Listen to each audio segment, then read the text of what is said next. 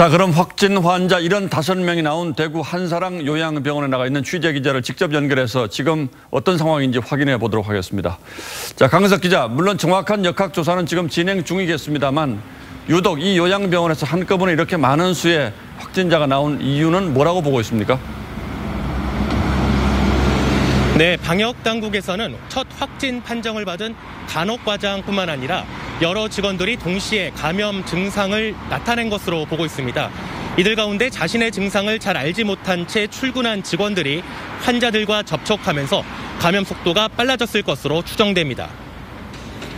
한사랑 요양병원의 병상 구조도 감염 확산에 한몫한 것으로 보입니다.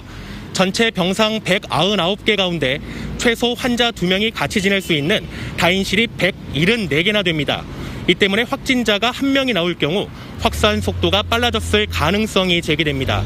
게다가 한사랑 요양병원이 치매 전문 병원이라 환자 가운데 기저질환을 앓고 있는 고령층이 많았던 것도 원인으로 꼽히고 있습니다. 자, 다른 요양병원들에서도 환자가 여러 명 나왔는데 지금 상황이 어떻습니까? 네, 대구의 또 다른 요양병원 4곳에서 13명의 추가 확진자가 나왔습니다. 방역당국은 확진자가 나온 병동을 코호트 격리 조치했습니다.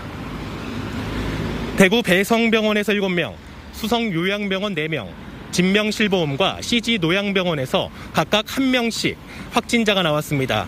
그런데 앞으로 이 같은 집단 감염 사례가 더 나올 가능성을 배제할 수 없습니다.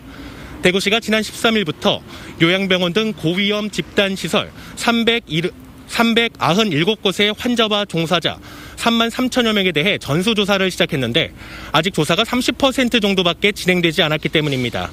대구시는 이번 주 안으로 나머지 집단시설에 대한 조사를 마칠 예정입니다.